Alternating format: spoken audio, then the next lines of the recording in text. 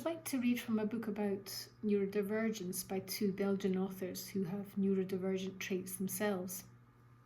This is an extract from chapter 9. What is OCD? In the opening scene of As Good as It Gets, when Jack Nicholson hurls his neighbour's dog down the garbage chute of his apartment building, checks the lock on his front door 3 times, turns the hallway light on and off 3 times, takes one of 40 bars of soap from the bathroom cabinet and drops it in the bin after a single use, everyone knows that something's not right. Obsessive-compulsive disorder, or OCD, is among the most fascinating of the psychiatric conditions, bizarre but understandable, normal but abnormal. This film example depicts OCD in an extreme form I wouldn't wish on anyone. There are also many other subtypes, such as harm OCD, which involves intrusive thoughts about violent behaviour. Fortunately, people with OCD never act on these unpleasant thoughts. Or sexual orientation OCD, where people are plagued by obsessive, completely unfounded doubts about their sexuality. Another unwelcome behaviour related to OCD is trichotillomania, or trick, in which people pull out their own hair. In a much milder form, some people also have a fear of germs, a fear that was especially triggered during the COVID pandemic. I'll never forget my wife going shopping at the local supermarket, wearing ski goggles and a homemade mask fashioned from an old bra. Yes, she too is on the left of a spectrum, where a condition doesn't present as a disorder, but can still be quite annoying.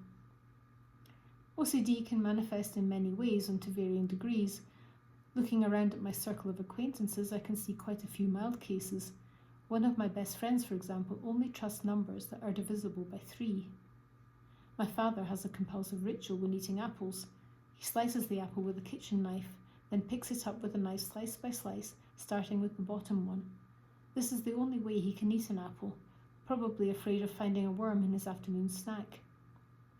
A colleague of mine always takes the same route to the station. One day, when his route was blocked by a pile of backpacks dropped by some waiting students, he simply walked across the top of them, because that was the route he had to take. Compulsive thoughts and behaviours manifest not only in anxieties but also in rituals and superstitions. Many athletes are superstitious, which makes them a bit compulsive in their behaviour. Indeed, people are more superstitious if the situation or outcome is unpredictable. In the world of football, for example, Johan Cruyff comes to mind.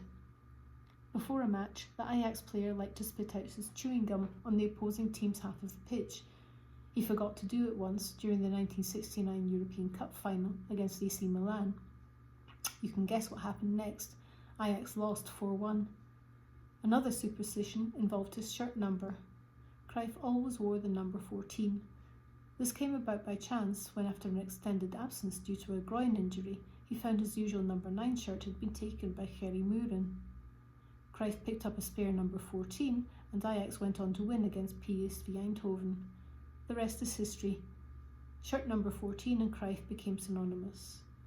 Research by Professor Michaela Schippers found that 80% of elite athletes perform superstitious actions before competing. Eating 4 pancakes, peeing in your football shorts, or a range of other activities can supposedly do wonders for the outcome of a game.